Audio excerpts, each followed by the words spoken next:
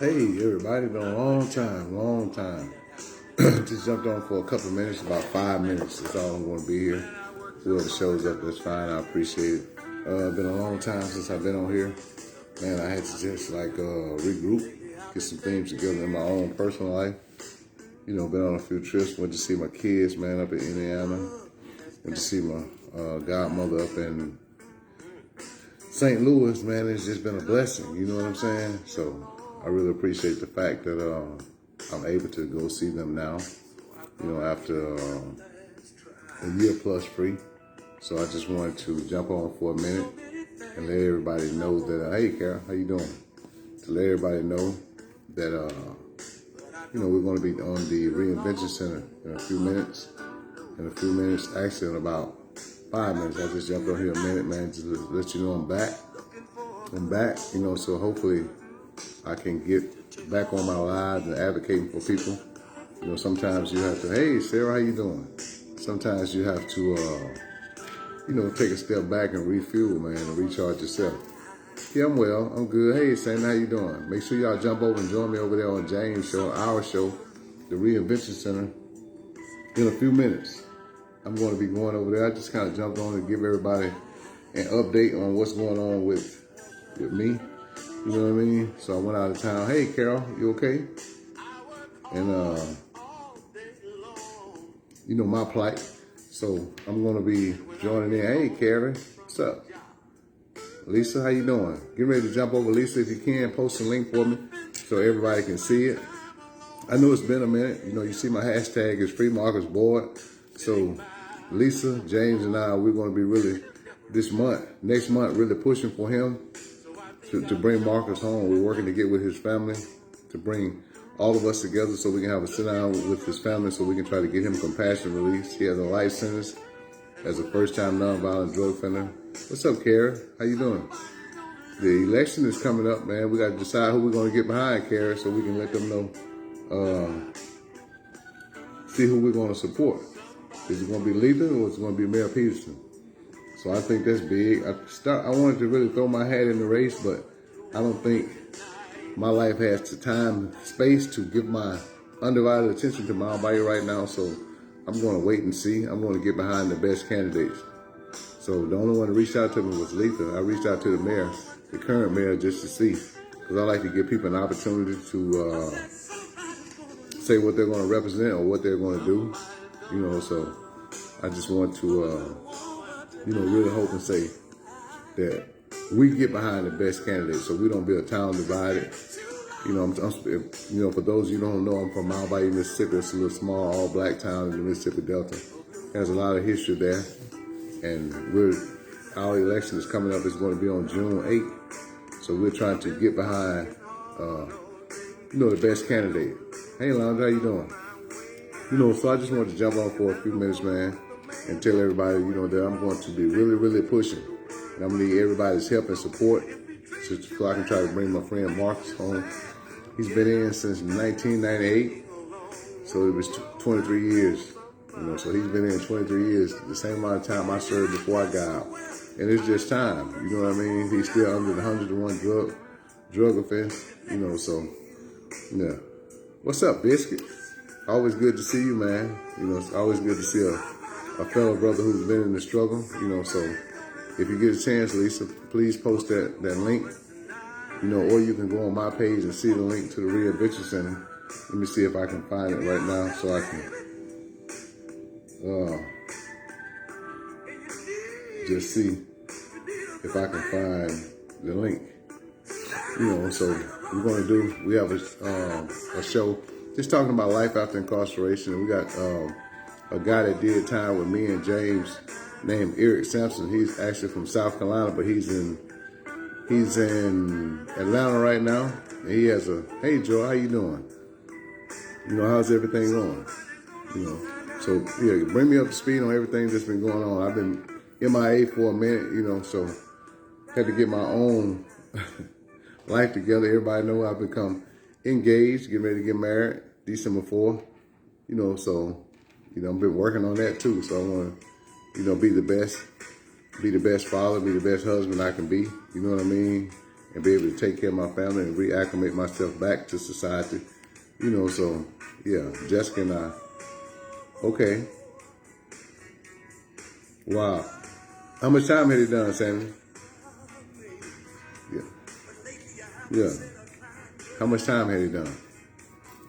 You know, that's good. You know, so I know the thing is so many people who are in the federal system and the state prison system who are elderly. They're coming out, man, at the time they should be drawing Social Security. And so, you know, who's gonna take care of these people? The taxpayers. You know what I mean? And that's ridiculous. You know what I mean? That means he went in at least when he was 56, and he did 30 years. So, you know what I mean?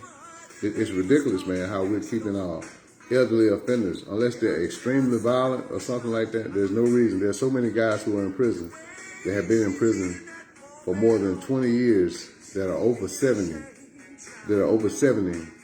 and they only have charges like attempted burglary, possession of drugs, and different things like that. A lot of them are not violent offenders, but they still have a gang of time because they were charged with the habitual statute. They might have got charged for a Class A misdemeanor, here in the state of Mississippi, and got enhanced. You know what I mean?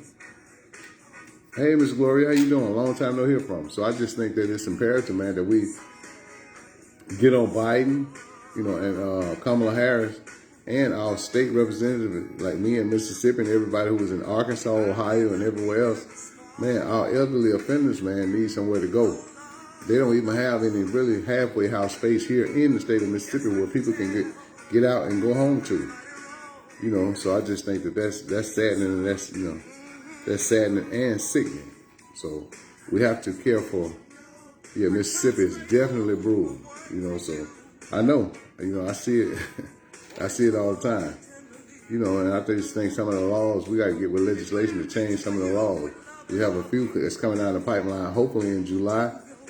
Hopefully the governor won't veto them this time, and it'll ease up the swelling of our state prisons here in Mississippi. So yeah, Alabama, Louisiana, and Mississippi. It's really bad in the South. I don't know how bad it is in Tennessee, but I know Alabama, Mississippi, and Louisiana, and Texas. They're bursting at the seam with offenders, man, who are really old. Virginia too. So really the whole country, man, because they got the same problem in California, Arizona, now Utah. So we got all these contract prisons all over the world, in Georgia, everywhere, that are swelling at the seams, man, with elderly offenders. With people, with first-time offenders and elderly offenders. So you're talking about, they have what they call habitual law, where they can charge you, and it's supposed to be the same conduct, but they charge you. I've seen a guy with his third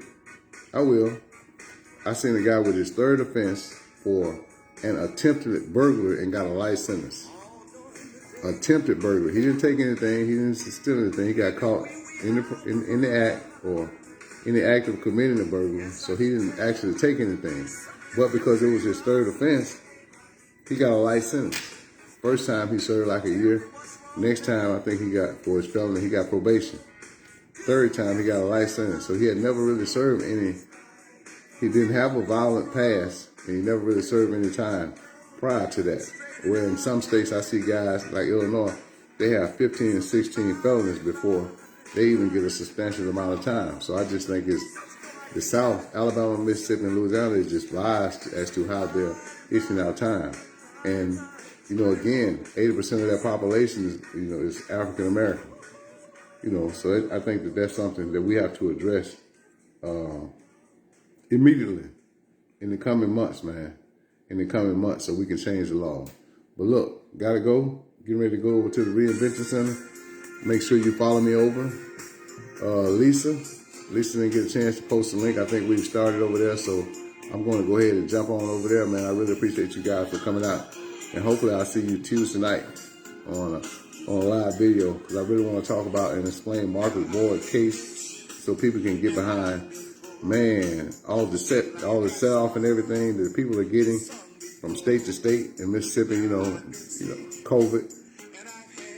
It's ridiculous. so many guys who are I'm talking about with stacks and stacks of certificates are getting set off or getting denied.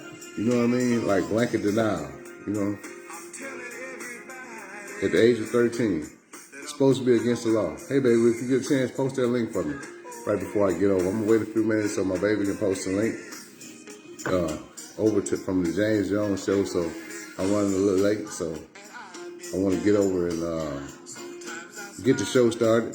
You know, it's going to be a really, yeah, thank you too, Carol. Okay, there's the link, everybody. Everybody who's on and listening can hear my voice, man. I want you to look at the link. It's on there. Yeah, so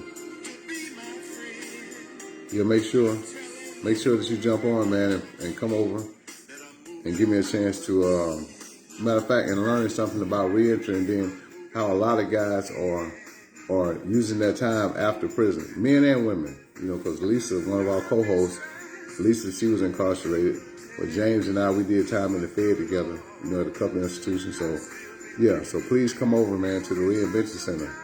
Just follow the link and make sure that you come over. Let me see, I always read the passcode. I think, hey, Sandra, how you doing? Passcode is 879-811-92720. That's 879-811-92720. Passcode is 582427. So jump on Zoom. If you have Zoom, you know, you can call in or you can join us live and be a member of the panel. Thank you guys for showing up, man. I really appreciate all y'all for supporting me. Carol, Sandra, Joy, everybody. You know, thank you. Who else? Who else was on? Miss Gloria, Miss Sandy Freeze, Biscuit, everybody. You know, thank y'all. Sarah, I see you guys in a minute. Y'all take care. All right.